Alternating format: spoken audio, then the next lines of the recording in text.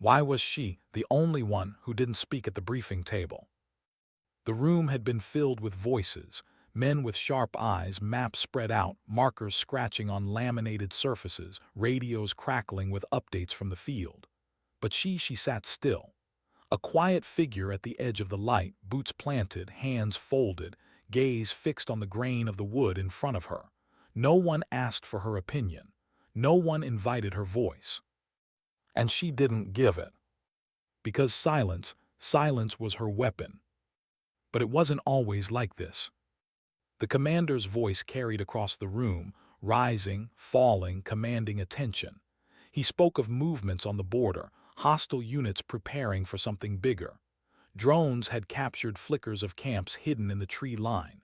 The mission was simple on paper: confirm, disrupt, survive. Every man in the room leaned forward, every man but her. She exhaled slowly, letting the noise roll over her as though the moment didn't belong to her at all.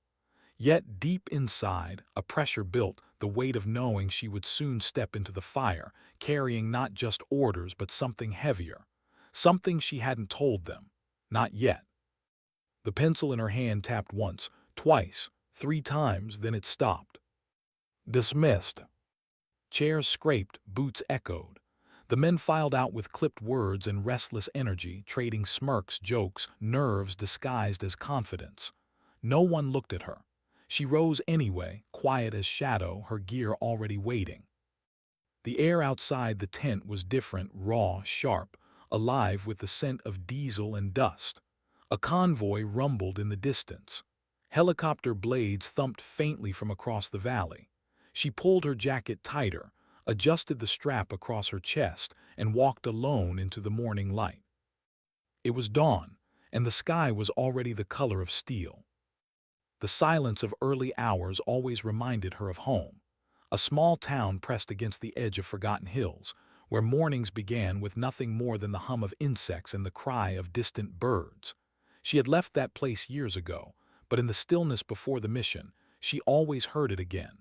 The sound of her mother's voice calling her name from the porch, the smell of burnt bread, the weight of dreams too heavy for the narrow streets she grew up on. She had never told anyone here about that place. They wouldn't care, or maybe they wouldn't understand. Her boots crunched gravel as she passed rows of armored trucks and tents lined like skeletons against the pale light. A few soldiers nodded. Most didn't. She didn't blame them. She had built walls around herself so thick that sometimes even she couldn't find the door. But when the radio on her shoulder crackled to life, her steps slowed. Operative 7, you're clear for extraction point briefing. Team Alpha is already moving. 7, that was her call sign. A number, stripped of name, stripped of story. It was easier that way. She pressed the receiver once, twice, a silent acknowledgement. Then she kept walking. The helicopter waited beyond the wire, its blades turning lazily, chopping the silence into fragments. She climbed aboard without a word, finding her seat near the open door. The others were already there, 4 men, restless energy in tight spaces. They spoke loudly, trading banter that didn't quite reach their eyes. She didn't join. Instead, she watched the landscape below as the bird lifted into the air. Fields scarred with old craters, roads coiled like veins, rivers cutting through earth like open wounds. Every mile carried stories, ones the men around her would never ask, ones she would never tell. "Hey," one of them finally said, breaking the noise. 7, right. She glanced at him. He was young, too young. His jaw still carried the softness of someone who had smiled too much in life. He carried a photo tucked under the strap of his vest, the corner bent, worn from too many touches. He caught her looking, pulled it out, held it like proof. "My daughter," he said, voice breaking just slightly. "She's 5, can't sleep without her blanket. My wife says he stopped, clearing his throat, hiding the crack with a laugh. "Anyway, just thought I'd, share." She studied the photo a moment longer. Then she gave the smallest nod. That was all, but he seemed grateful anyway, as if her silence was better than judgment. The mission zone came into view after an hour. Mountains folded into valleys, shadows swallowing whole villages. Somewhere in those ridges, the enemy was moving. Somewhere in that silence, danger waited. The helicopter descended, the wash of its blades whipping dust into their faces. She pulled her scarf up, squinting into the storm. Her heartbeat slowed, steadied the rhythm of control. Fear had no place here, only focus. Boots hit earth, the team fanned out, weapons checked, radios clipped. The commander barked, "Stay sharp, we confirm before we engage, no mistakes." She nodded once, "No mistakes." But deep down a thought whispered, mistakes are human, and she was still human. The trail into the mountains was narrow, carved from rock and silence. They moved single file, steps measured, eyes scanning. Every sound carried weight, the scrape of stone, the whisper of wind, the thud of boots. Hours passed, no words, just silence. Yet inside her head a storm raged. Images she fought to bury pressed through. The face of someone she once loved, a promise made and broken, a letter never sent. She blinked them away, focusing on the present, but they lingered, waiting. Ahead the young soldier paused, crouching, a footprint fresh. The team froze. The commander raised a fist, stillness. She felt it then, the shift in the air, the kind of silence that wasn't empty but watching, listening. Her finger brushed the trigger guard of her rifle, breath slowed, ears tuned. And then, a rustle left ridge. A figure appeared, just a blur against the stone. Then another, shadows spilling where there should be none. The commander cursed under his breath. Contact. Gunfire erupted. The mountain shattered with sound. Bullets tore through air, ricochets sparking stone. The young soldier stumbled, shouting something lost in the chaos. The team dove for cover, returning fire in bursts that chewed into the rock. She didn't shout, she didn't curse, she moved. Sliding behind cover, she lifted her rifle, eyes locking on a shape cresting the ridge. Exhale, squeeze, silence. The figure crumpled before sound could leave its throat. Another appeared, another silence. The battle raged, but for her it was different. A world of muffled noise, where the only thing that mattered was breath and focus. She was the quiet between bullets. And then stillness again. The echoes faded, dust settled. The valley went quiet except for the ringing in their ears. 2 men down, 1 wounded. The young soldier pressed his hand to his shoulder, blood seeping through. He tried to laugh, but it came out broken. Guess I'll be showing my daughter this scar one day." She tore a strip from her sleeve, pressing it against the wound, holding his gaze steady. No words, just pressure, just presence. He nodded, breathing ragged. "Thanks, 7, you don't talk much, do you?" She said nothing, but her eyes held something he recognized, something human. When night fell, they camped in silence, fires forbidden, radios muted, only the whisper of wind through stone. The wounded soldier drifted in and out, muttering half-dreams of home. The others cleaned weapons, checked ammo, pretended not to notice the tremor in their hands. She sat apart, staring at the horizon where the last light bled away. Her rifle rested across her knees. Her fingers traced the metal absent-mindedly, as if it were an old scar. Somewhere out there, the enemy was regrouping. Somewhere out there, they would meet again. But what the men beside her didn't know, what no one knew, was that for her this mission wasn't just duty. It was something deeper, older, personal. A name echoed in her mind, a face she couldn't forget. And in the silence, she whispered it to herself, so quietly no one else could hear. Tomorrow she would find them. And tomorrow, silence would speak again. What was it about night that made silence heavier? The stars stretched endless above them, cold fires against a black sky, yet the weight of stillness pressed closer than the mountains themselves. No birds, no dogs barking in distant villages, no sound of life, just the hollow hush of a land waiting for something to break.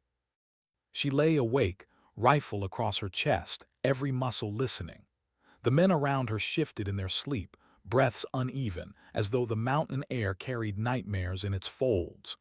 The young soldier whimpered once, muttered a name, clutched the photo by his vest even in dreams. She didn't sleep, couldn't. Because somewhere in the dark, she swore she felt eyes. The commander whispered across the silence, low enough only she could hear. You sense it too. Her gaze didn't move from the ridge above. A pause, then the smallest nod. The commander sighed, his age visible even in the shadows. He pulled a cigarette from his pack, rolled it between his fingers, then put it away without lighting. Used to be easier, he murmured. We'd march in, point guns, call it war. Now it's shadows, ghosts. You never know if you've already lost until it's too late. He leaned back against the stone, closing his eyes as though rest could be forced. Don't let the silence fool you, Seven. Out here, silence is the loudest thing you'll ever hear. She said nothing, but inside the words landed deeper than he knew. Because silence was already her companion, her shield, and her burden. Dawn cracked like a blade across the peaks. They rose without orders, men trained to move before the sun, weapons strapped, radios checked. The wounded soldier wrapped his arm tighter, insisting he could walk. They didn't argue. Out here, weakness was heavier than bullets. The path ahead narrowed into a canyon, walls towering on either side like a throat leading into the unknown. The commander hesitated, scanned the ridges, then waved them forward. She lingered at the back, eyes sweeping the stone for movement. The silence pressed again, thicker, closer. A memory surfaced years ago, training in the fields where silence was used as a weapon. Instructors shouting in her ear, if you can hear nothing, ask why. She slowed, her boot scraped rock. And then, the canyon exploded. The first blast tore into the earth ahead, fire and dust swallowing the lead man whole. The second thundered from the ridge, raining stone and shrapnel. Shouts ripped the silence apart. The air became chaos. She dove, instinct faster than thought, shielding her head as debris rained down. The ground trembled under another detonation. The young soldier screamed, not in fear, in pain. Smoke, dust, fire. Through it all she heard it faint, cutting through the chaos like a blade. Laughter. Not theirs. The enemy. When the dust settled, the canyon had become a graveyard. 2 men gone, another barely breathing. The commander's face was pale beneath the dirt, rage flashing in his eyes. He kicked the ground, cursing, then caught himself, jaw tightening. Ambush, he spat. They knew. The wounded soldier clutched at her sleeve, blood soaking through his bandages. His voice trembled. How did they know? She didn't answer, not because she didn't know, but because she feared the answer was worse than silence. The commander's eyes found hers. 7, scout ahead, find us a way out before they circle back. She nodded once, shouldered her rifle, moved into the smoke like a shadow. The canyon bled into a labyrinth of ridges and narrow passes, paths twisting like veins through stone. Every step echoed, every breath seemed loud. She crouched, listening to the earth, waiting for the silence to break. And it did. Voices distant, foreign, carrying across the wind. She pressed herself against stone, closing her eyes, letting the sound guide her. Footsteps, boots on gravel, a group not large but close, moving toward the canyon, toward her team. Her breath slowed, finger brushed the trigger. But she didn't fire, not yet. Instead, she pulled back, retreating into the shadows, marking the path in her mind. Then she ran, silent, sure-footed, back to the others. They're coming, she whispered, her first words in hours. The commander's eyes hardened. He looked at his wounded men, then at the cliffs above. We make a stand. No one argued. They set their positions in silence, rifles braced against stone, eyes fixed on the mouth of the canyon. The air grew thick, heavy, each second stretching into eternity. Then movement. Figures spilled into view, shadows becoming men, armed, confident, unaware. The commander raised his hand. "Wait. Closer. Closer. Now." The canyon erupted again, but this time it was theirs. Gunfire cracked, echoing like thunder between the walls. Men fell. Shouts turned to screams. The enemy scrambled for cover, but the canyon offered none. It became a trap. She fired without sound, without hesitation. Each shot deliberate, each shot final. Her silence spoke louder than the chaos around her. And then, just as quickly as it began, it was over. Bodies lay scattered in the dust. Smoke curled against stone. The silence returned, heavier than before. The young soldier sat hard against the wall, chest heaving, blood on his hands. His eyes were wide, not with fear, but with something worse. Realization. They're not supposed to know where we are," he whispered. "Unless—" He trailed off, looked at her, then away. The commander's jaw clenched. He didn't say it, but the thought burned in all of them. Someone had betrayed them. That night they didn't camp.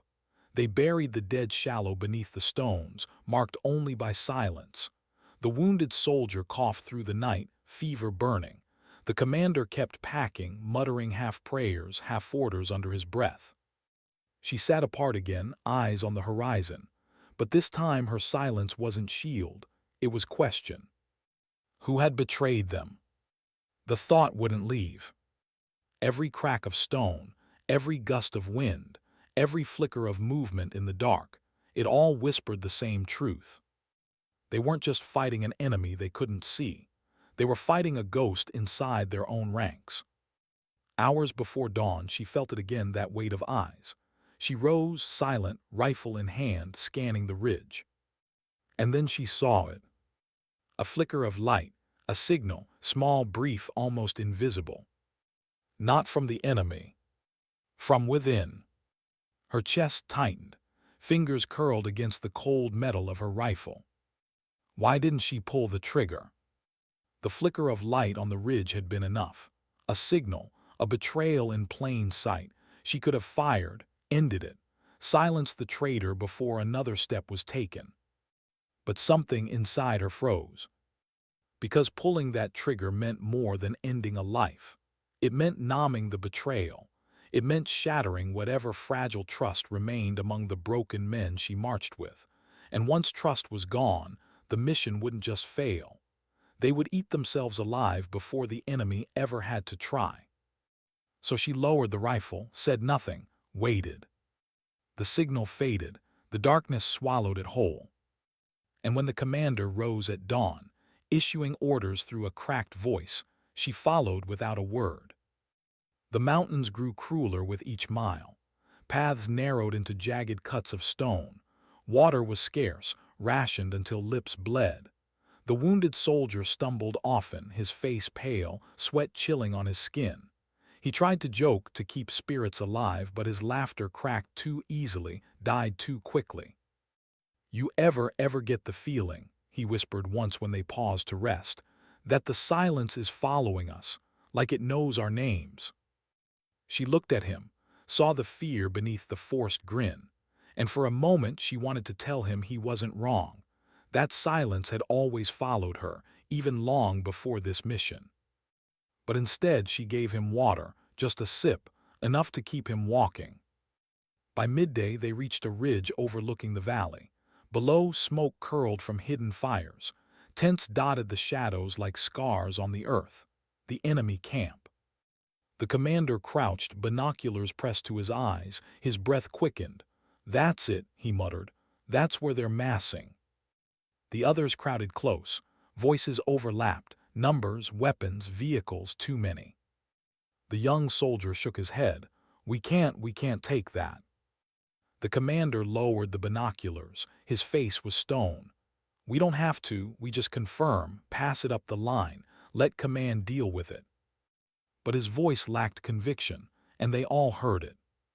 She stayed back, eyes on the horizon, watching, listening.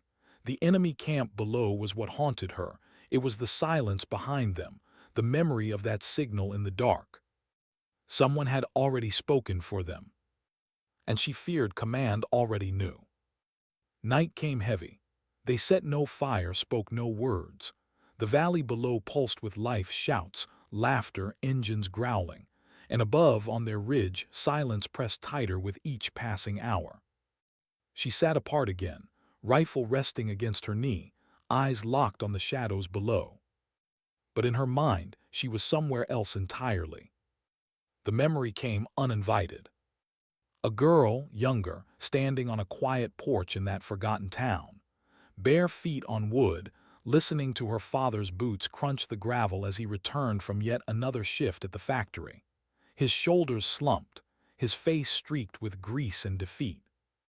"You want out of here, don't you?" he had said, voice tired but certain. She hadn't answered, just nodded. And he had smiled, a sad, crooked smile. "Then promise me this: when the world tries to silence you, don't let it. Speak louder, stand taller, don't disappear." But she hadn't kept that promise. Not really. Somewhere between the years of training, the missions buried in secrecy, the names reduced to numbers, she had let silence become her. And now, here in the mountains, her father's words echoed like a ghost she couldn't shake. A branch snapped. Her eyes snapped open, dragging her from memory. The ridge, the shadows, a figure moving where no one should be. Her rifle lifted before her breath did. She froze. Not the enemy. One of their own. She narrowed her eyes, watching. The soldier moved quietly, too quietly, slipping toward the cliff's edge, something in his hand, a small device glowing faint in the dark. Her heart hammered. She rose, silent as the night itself, stalking closer. Her boots pressed soft against stone, breath held tight. The soldier crouched at the edge, lifting the device. A flash of light blinked once, twice. A signal again. Her rifle leveled. But then he turned, and the face in the half-light made her chest seize. Not the young soldier, not the commander. Someone she had trusted, if only in silence. The betrayal was no longer rumor, no longer suspicion. It was flesh and blood standing before her, holding the light that would kill them all. Her finger hovered on the trigger. But he smiled, a cold, knowing smile. "You won't do it," he whispered, his voice barely a breath against the night. "Because if you speak now, you'll break the silence you've built. And without silence, what are you, 7? Her stomach twisted, her pulse thundered in her ears. And for the first time, doubt crept in. What was she? A ghost, a number, a silence wearing human skin. The rifle shook in her hands. He turned away, signaling again. She should have fired. But she didn't. Not yet. By dawn, the enemy moved. Engines roared in the valley. Trucks stirred dust into the air. Men poured from tents, weapons glinting in the morning light. The camp below came alive, and the ridge above became a death sentence. The commander cursed, rallying them. "We move now." Chaos, boots pounding rock, the wounded soldier stumbling, dragged by another, radios sparking with static that never reached command. She ran with them, breath burning, every step heavier than the last, but her eyes kept darting back to him, the traitor, marching as if nothing had happened. Her silence pressed like a blade against her throat. She could end it, call him out, speak. But if she was wrong, if no one believed her, it would destroy them all. And so she kept running, kept silent. They reached another ridge by midday, lungs ragged, bodies frayed. The commander dropped hard against the rock, sweat streaking dirt across his face. He slammed a fist against the ground. They knew, they always knew. Someone, he cut himself off, eyes darting. The men glanced at each other. Suspicion flickered in their faces, unspoken but alive. She kept her gaze down, rifle across her lap, breath slow. But inside she was breaking. Because silence no longer felt like strength. It felt like prison. That night, as the men dozed in uneasy shifts, she sat awake again. The stars burned cold. The mountains watched, and her father's voice echoed louder than the wind. When the world tries to silence you, don't let it. Her fingers tightened around the rifle, her jaw clenched. She had spent years believing silence made her strong, untouchable, invisible. But now she wondered, was silence her weapon? Or her weakness? The traitor shifted in his sleep, a shadow among shadows, a hand still close to the device he carried. She raised the rifle again, her breath trembling. This time, maybe she wouldn't hesitate. Maybe this time, silence would end not with echoes but with truth. How long could silence hold before it shattered? The night pressed heavy around her, the stars cold witnesses to the war inside her chest. Her rifle rested steady, barrel lined with the traitor's chest. One breath, one squeeze, and it would be done. The betrayal silenced. The team spared from whatever signals he sent into the dark. Her finger curled tighter against the trigger. But the memories came, not of war, not of betrayal, of her father, his voice rough from factory dust, his hand heavy on her shoulder the day she left. "Don't be so quick to pull the trigger," he'd told her. "Sometimes silence saves more lives than bullets ever can." Her chest ached. She lowered the rifle, not in surrender, not in fear, but in choice, for now. Because silence wasn't done speaking yet. Dawn broke sharp and merciless. They moved again, the commander's orders clipped, his face a mask of grit over exhaustion. The men followed, boots dragging, eyes hollow. The wounded soldier's fever worsened, his breath shallow. Yet he walked. Every step was defiance. The valley stretched endless before them, stone and dust swallowing the horizon. Radios hissed static, lifelines cut. Supplies dwindled. And above it all, the silence grew heavier, bending shoulders, cracking resolve. They camped at midday, collapsing beneath a ledge that offered little shade. The commander crouched beside her, his voice a low rasp. "You've seen it too, haven't you?" Her eyes flicked to him, wary. "The signals," he murmured. "I don't know who, I don't know why, but I know one thing, someone's bleeding us from the inside." She stayed silent. His gaze lingered, searching her face for a word, a sign, but she gave him none.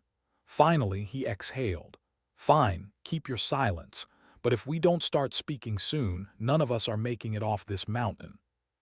He stood, shoulders squared against the weight he carried, and walked back to the men. She stayed where she was, and the silence pressed harder. By nightfall, the young soldier collapsed. His body folded into the dust, his fever raging beyond willpower. They dragged him to cover, stripped his gear, pressed cloth to his skin in vain. His lips cracked with a whisper. "Blanket, where's my blanket?" His eyes were glassy, unfocused, searching for something not here. The photo slipped from his vest, falling into the dirt. A daughter's smile, bent and faded. The commander cursed under his breath. "We can't carry him if he slows us." "No," the word broke her silence, cutting sharp. Every head turned. Her voice was low, steady, but it carried more weight than a shout. "We carry him." The commander stared at her, shock flashing across his face. The others shifted, uneasy, but no one argued. So they carried him, because her silence had spoken once, and that was enough. The terrain grew crueler. Cliffs jagged like broken teeth. Wind howling through cracks that swallowed sound. The young soldier groaned with every step, slipping in and out of consciousness. The photo remained tucked against his chest, the only anchor holding him here. The traitor marched in silence, eyes forward, hands steady, too steady. Her gaze burned into his back, every step a question she hadn't voiced. Why? Who was he signaling? And how many more lives would it cost before she ended it? But still she said nothing. The storm came at dusk. Clouds boiled black across the peaks, swallowing stars, drowning the moon. Rain lashed the stone, turning paths to rivers, cliffs to death traps. Thunder roared like artillery. They huddled beneath a crag of rock, water seeping into their bones. The wounded soldier shivered violently, teeth chattering, body frail as paper. She stripped her jacket, wrapped it around him, ignoring her own shaking skin. His lips moved close to her ear. You're not as cold as they think you are. She didn't answer, just tightened the jacket around him. The commander lit no fire. The men spoke no words. Only thunder filled the silence. And above it all, hidden in the dark, a flicker of light answered the storm. Her eyes caught it, the same device, the same signal. And this time, rage cut through her silence. She moved like shadow, slipping from cover, rain masking her steps. The traitor stood at the edge, device glowing faint in his hand. He raised it once, twice, signaling into the black. Her hand shot forward, gripping his wrist, twisting the device from his fingers. He spun, eyes wide, lips parting with shock. But before he could speak, her knife was at his throat. The rain fell harder, washing mud down the rock, the blade glinting with each flash of lightning. Why? Her voice was raw, the first word she had spoken to him in weeks. Why betray us? His lips curled, even with steel against his skin. Because silence won't win wars, deals will. I chose the winning side. Her grip tightened, anger flared hot. Behind her, boots scraped. The commander's voice cut sharp through the storm. 7, step back. She froze. The others were there, weapons drawn, eyes wide, watching. The commander's gaze burned into her, not the traitor. Step back. Her breath came hard, every instinct screaming to end it here, to silence him forever.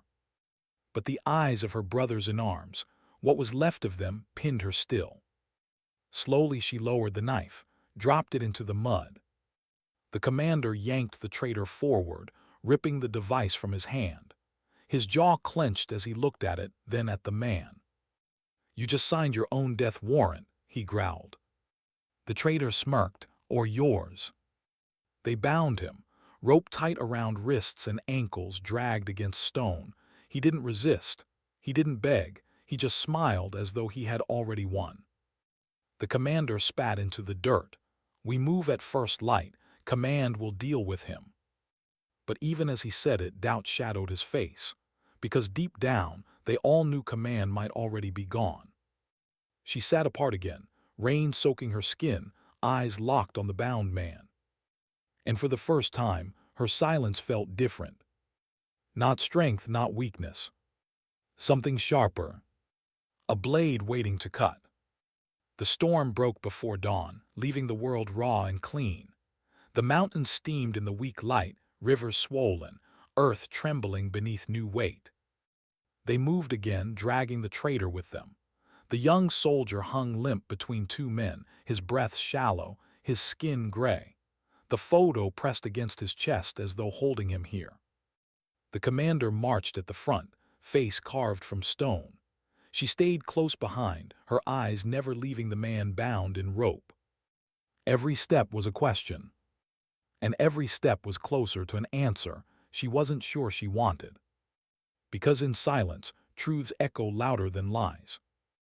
And this silence was about to break.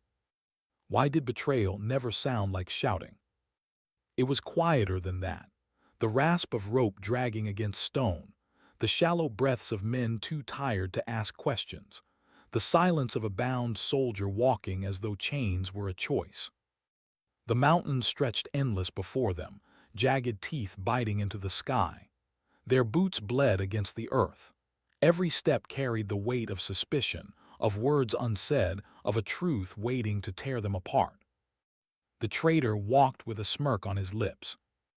Even tied, even beaten by rain and stone, he carried himself like a man who knew something the rest didn't. And that was what haunted them more than bullets ever could. By midday, the young soldier collapsed again. His body shook with fever, skin burning despite the mountain's chill. They laid him down beneath a ledge, the photo of his daughter clutched tight in his fist. She's waiting for me, he muttered, delirious, eyes glassy. Don't let me disappear before she knows who I am. The commander's jaw tightened, his hands fists at his sides. We can't keep dragging him if we slow. Her silence cut him off, a look hard, unyielding. We carry him, she said, voice low but steady. The commander's eyes burned into hers, a battle fought without sound. Finally, he looked away. Fine, but if it costs us all, he didn't finish. He didn't have to. They lifted the young soldier again, his weight heavy, his breaths ragged, and they marched on. Behind them, the traitor laughed. "You think mercy will save you," he said, voice sharp in the still air. "Mercy doesn't win wars. Silence doesn't win wars. Deals do. Sacrifices do. And right now, you're carrying dead weight to your own grave." No one answered, but the silence that followed was louder than his words. The path narrowed into a gorge by nightfall, cliffs rising like walls on either side. The wind howled through the cracks, a low moan that sounded too much like grief. They set the wounded soldier down gently, pressing water to his lips, covering him with what little warmth they had. The commander paced, anger in every step. Finally, he turned to the traitor, fists clenched. "Who are you working for?" The man smiled, rope biting into his wrists. "Not who, why?" The commander's eyes narrowed. "Then why?" The traitor leaned forward, voice low, intimate. "Because we're nothing more than pawns on a board we'll never see. Because command already sold you. Because while you march these mountains, believing you're heroes, someone higher is already cashing in your silence." The words hung in the air, heavy as stone. The men shifted uneasily, their faith cracking like ice. The commander's face flushed red. "Lies." But even as he said it, his voice trembled. She watched the traitor's eyes. The way they gleamed when he saw doubt take root. He wasn't just speaking, he was planting something. Poison. Her hand brushed the hilt of her knife. One quick motion and his words would end. But silence held her again. Because what if he wasn't lying? Later, when the others slept in uneasy fits, she sat awake again. Her rifle rested across her knees, eyes on the man bound in rope. He stared back, unblinking, unafraid. "You know I'm right," he whispered. She said nothing. "You felt it, the silence from command, the way your calls go unanswered. Do you think that's an accident? Do you think they care if you make it back?" Her jaw tightened. "They don't," he continued, "because you're replaceable, numbers not names, ghosts they send to die so someone else can bargain with the living. And you," his voice softened, cutting deeper, "you know what it feels like to be forgotten, don't you?"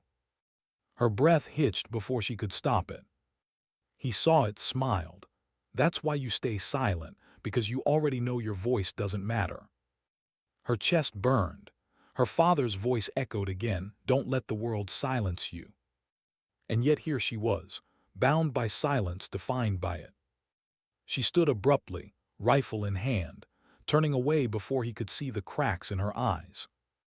But his whisper followed her into the dark. "You'll see, when they leave you behind, you'll remember I warned you." The storm returned by dawn. Lightning split the peaks, thunder rolling like war drums. Rain lashed the gorge, turning stone to rivers. They moved anyway, dragging the wounded soldier, forcing one foot after another through the flood. The traitor stumbled but never begged. His smirk never left. By midday, they reached higher ground, cliffs overlooking a valley shrouded in mist. For a moment, it looked like hope, a way forward. Until the shots rang out. Bullets tore into stone, ricocheting in sparks. Men dove for cover, dragging the wounded soldier with them. The commander shouted orders lost to thunder. The enemy was waiting. Again. She pressed her back to the rock, heart hammering, rain soaking her skin. Through the mist, she saw them, figures on the ridge opposite, rifles gleaming. Too many, too prepared. Her eyes darted to the traitor. His smirk had widened. "You see," he shouted over the gunfire. "They already knew, they always know." Rage flared hot in her chest. She lifted her rifle, sight trained on his forehead. One squeeze, one silence. But then the young soldier cried out, clutching his chest as blood spread beneath his vest. Her choice vanished. She slid across the mud, pressing her hands to his wound, his blood warm against her fingers. His eyes met hers, wild with fear. "Don't let me disappear," he gasped. Her throat closed. She pressed harder, ignoring the rain, the bullets, the screams around them. She wouldn't let him disappear. Not yet. The firefight raged until dusk. Somehow they survived. The enemy withdrew, leaving bodies in the mud, the valley silent again except for rain. But the young soldier's breaths were shallow, his eyes half closed. The photo of his daughter slipped from his hand. She picked it up, wiped the blood from its corner, placed it back against his chest. "You'll see her again," she whispered. Her voice cracked, but it was enough to draw his eyes back open, even for a moment. The commander's face was hollow as he looked at her, at the wounded man, at the traitor still smirking through rope. "This mission's broken," he muttered. "We're not walking out as soldiers anymore. We're walking out as survivors, if we walk out at all." And in the silence that followed, no one disagreed. That night the traitor spoke again. His voice cut through the dark like a knife. "You'll learn, Seven. Silence won't save you, it never does." She closed her eyes, fists tight, her father's voice clashing with his until she couldn't tell which was louder. And in that moment, for the first time in years, she wondered if silence had been her armor. Or her curse. How long could a man hold on with only hope in his veins? The young soldier's breaths were paper-thin now, his chest rising shallow beneath the soaked bandages. Every cough came with flecks of red, each one stealing another second from him. But still his eyes searched the storm. Still his lips moved in fevered whispers. "Her name's Layla, she'll be 8 soon." Every word was a rope he refused to let go of. And every word pulled her deeper into a war that wasn't just fought with bullets. They huddled beneath a rock outcrop as the storm beat the mountain raw. Thunder shook the cliffs, lightning splitting the night into strobe-lit fragments. The commander crouched near the edge, radio pressed to his ear, repeating calls no one answered. His face was pale, drawn. "They're not coming," one of the men muttered. The words landed like stones. The commander's fist slammed against the rock. "Shut it, we keep trying." But his voice cracked. The traitor laughed softly from where he sat, soaked and bound, shadows cutting across his face. "See, even he knows, you've been written off." No one spoke back this time. The silence was heavier than any thunder. She pressed closer to the young soldier, adjusting his bandage, whispering steady words though her own throat trembled. "You'll hold on, you'll see her again, that's a promise." His eyes flickered open, searching hers. "You promise?" She swallowed hard. "Yes." Her voice shook on the word. Because promises, she knew, were the heaviest bullets of all. At dawn the storm broke. The mountains stood washed and raw, valleys filled with fog. The men looked more like shadows than soldiers now, every step, every choice carved deeper into them. They carried the young soldier between them, each man silent, each man listening for footsteps that weren't theirs. And through it all, the traitor watched with eyes too bright for a man in chains. Finally he spoke again, his voice almost gentle. "Do you know what betrayal really is?" No one answered. "It's not selling secrets," he continued. "It's not turning your back in a firefight. It's when the people you trusted to carry you," his eyes slid to the young soldier, "decide you're too heavy to keep alive." The words twisted like knives in the air. The commander stopped walking, his jaw tight, his breath sharp. His eyes scanned the soldier barely conscious in their arms. And for a moment, too long a moment, she saw him consider it. Her hand moved to her rifle, instinct rising like fire in her chest. The commander caught her eyes, and for a heartbeat the silence between them was worse than gunfire. But then he shook his head, looked away. "We keep moving." She exhaled, slow and heavy, her fingers trembling on the rifle's grip. And the traitor just smiled wider. By midday they reached an abandoned shepherd's hut clinging to the ridge. The roof sagged, but walls stood, and that was enough. Inside, the air smelled of rot and old smoke, but it was shelter. They laid the young soldier on a cot of broken boards, his skin pale, sweat soaking through cloth. His hands trembled as he tried to hold the photo again, but she pressed it into his palm, steadying him. "Leela," he whispered, and then fell into shallow sleep. The commander stared at the boy for a long while, then turned to her. "We can't save him." Her chest tightened. "We don't leave him." The commander's voice hardened. "If we stay, we die. If we carry him, we die slower. That's the choice." "No," her voice cut sharp. "That's your fear talking." He stepped closer, his face dark, words barely restrained. "This isn't about fear. This is survival." "Survival without humanity," she whispered back, "is just a slower kind of death." The silence between them was a battlefield of its own. And again the traitor laughed. That night, as the others drifted into restless half-sleep, she sat by the boy's side. The lantern light flickered across his fevered face. His breaths rattled. She brushed damp hair from his forehead, her fingers lingering. And for the first time, she let herself remember. Not the battlefield, not the uniform, but the small bedroom she grew up in, where her father once sat at the edge of her bed, boots still muddy, whispering stories he wasn't supposed to tell her. "Courage isn't about shouting loudest," he had said, his voice rough from smoke and war. "Sometimes courage is when you hold someone's hand in the dark and let them believe the dawn is still coming." Her throat ached at the memory. The boy stirred, his lips moving. She leaned closer, catching fragments. "Don't let me be forgotten." Her chest cracked wide. Tears burned but did not fall.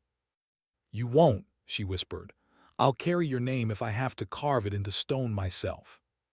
And in that moment her silence wasn't absence. It was vow. Morning came brittle and gray. The boy's fever worsened, his body a battlefield of its own. The commander said nothing now, but his eyes had already let go. She hadn't. And when the traitor spoke again, it was like he aimed his words at her heart alone. "You'll break yourself on this promise," he said, "and when you do, maybe then you'll understand me." Her eyes burned into his, unblinking. "Maybe," she whispered. But her silence after was sharper than any blade. That day they moved again, the boy strapped to a makeshift litter, every step shaking his fragile breaths. The hut faded behind them, swallowed by mist. Hours later, a distant rumble echoed through the valley. Not thunder, not storm, engines. They froze, eyes scanning the cliffs, rifles raised. Through the fog, shapes emerged, armored trucks crawling the ridge. The enemy again, moving fast. The commander's face turned to stone. "We can't outrun them with him." Her pulse thundered in her ears.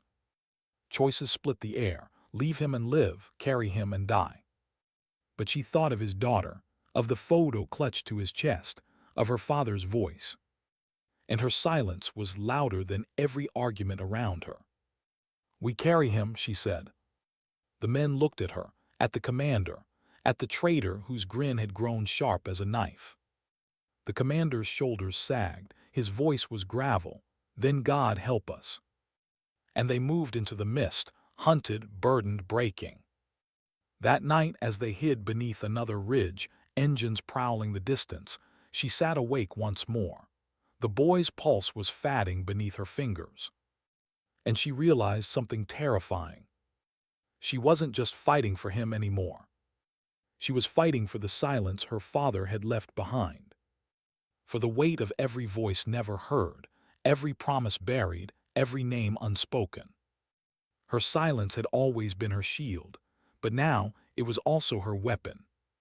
Because sometimes silence wasn't the absence of sound. It was the presence of will. The engines grew louder, the night grew darker, the boy's breaths grew thinner. And with each passing moment, she knew the choice was coming. A choice that would tear her vow apart. What breaks first on a battlefield? The body, the will, or the silence? By dawn, her answer was no longer abstract. The young soldier lay pale as ash, breath shallow whispers, his photo of Leela stained and frayed from being clutched too tightly. Around them, the men were little more than ghosts themselves, hollow-eyed, starving, hunted. The mountains pressed in from all sides. And somewhere in the mist, engines prowled like wolves. The commander crouched near the rocks, scanning the valley below. His jaw worked in tight, furious silence before he finally spoke. "They'll catch us by nightfall if we don't move faster." No one disagreed, but no one could meet her eyes either. Because faster meant lighter, and lighter meant leaving something or someone behind. Her silence cut sharper than words. She tightened the straps on the litter, securing the boy as though the action alone could bind his spirit to his body. The commander's voice was raw. "We can't keep this up, Seven. He's dying, and dragging him, it's dragging us all." She looked up, met his eyes, didn't blink. "We carry him." Her voice was steady, but inside she felt it, the fracture, the breaking point rushing closer. By mid-morning, their steps grew ragged, each man staggering beneath the weight of exhaustion, hunger, and the boy. The trail narrowed, cliffs dropping into misty emptiness below. A soldier slipped on the slick rock, almost sending the litter tumbling. The boy groaned, a sound so faint it barely existed. One of the men snapped, "This is suicide, he's gone already." Her head whipped toward him, eyes sharp enough to cut. The man froze, words dying in his throat. But in the silence after, she felt it, the doubt was spreading. The weight wasn't just in their arms anymore, it was in their hearts. And the traitor, he thrived in it. "You're not saving him," he whispered as they paused to catch breath. His voice slid through the fog like poison. "You're killing them. Every man here knows it, even you, but you won't admit it." She ignored him, adjusting the boy's bandage. His skin burned beneath her touch, fever raging. The traitor leaned closer, rope creaking. "You want to know what makes betrayal easy? It's watching someone cling to a promise they can't keep. Because then, all you have to do is wait for them to break." Her chest tightened. She wanted to silence him forever, but the boy stirred then, whispering hoarsely, "Please don't leave me." Her hands trembled. She bent low, pressing her forehead to his. "I won't." The vow tore at her, raw and bleeding. And for the first time, she feared she might not survive her own silence. They pressed on. Hours stretched into something endless, broken only by the grind of boots and the growl of distant engines. By afternoon, their path led them to a canyon carved by centuries of storms. Sheer walls rose on either side, jagged and slick, a death trap. But it was the only way forward. They descended in silence, the air thick with damp and dread. Every sound echoed, their breaths, their boots, the scrape of rope on stone. Halfway through, the engine stopped. The silence that followed was worse. Then came the whistle, high, shrill. Incoming fire exploded around them, shattering stone, ripping echoes through the canyon. Men dove for cover, dragging the boy's litter into the shadows. She pressed her rifle against her shoulder, scanning the rim where shapes moved behind the fog. "Too many, too close." The commander's voice was a bark. "We can't stay pinned here, we'll be slaughtered." The traitor laughed through the chaos, shouting over the thunder of bullets. "Now you see, he's the anchor pulling you under." Her mind split, fight, flee, or protect. The boy's eyes fluttered open, lips trembling. "Don't forget me." Her breath caught, time fractured. The canyon roared with fire and stone. And inside her chest, silence screamed. They fought like cornered wolves. Muzzle flashes tore light into the fog, screams echoing against stone. Every shot burned precious seconds. Through it all, she clung to the boy's litter, dragging him deeper into shadow, shielding his body with hers. A bullet grazed her shoulder, burning fire across her skin. She didn't flinch. The commander's rifle clicked empty. He threw a grenade, the explosion rattling the cliffs, screams silenced. For a moment, just a moment, the gunfire thinned. "Move," he shouted, waving them forward. They staggered through the canyon, carrying the boy like a relic, every man bleeding, every man breaking. Behind them, echoes of pursuit rose again. By nightfall, they collapsed in a ravine, the sky torn open with stars. The boy was barely alive now. His hand twitched against hers, weak, desperate. She held it tight, pressing the photo into his palm again. "You're not forgotten," she whispered. His lips curved faintly, a shadow of a smile. Then his eyes closed. Her chest froze. She pressed fingers to his neck, searching for the faintest pulse. It was there, fragile, distant, but there. Tears blurred her vision. Relief and despair twisted together. The commander sank beside her, his face gray, voice flat. "He won't make it, and if we keep trying, neither will we."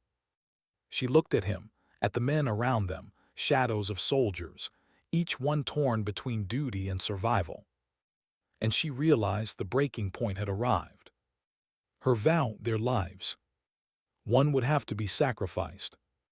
That night, while the men slept in broken exhaustion, she sat awake.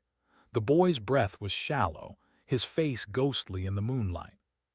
The traitor watched her from across the fire, eyes gleaming.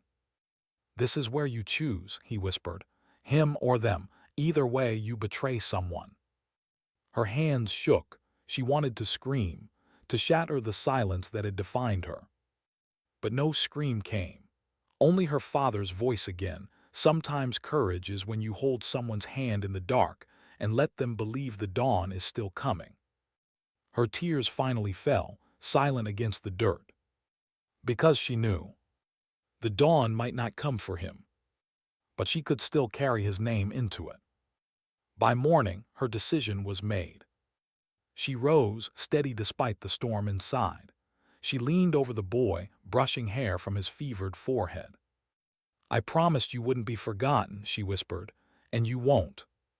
She pressed the photo into her vest pocket, over her heart. Then she stood. The commander met her eyes, saw the answer in them, nodded once, heavy.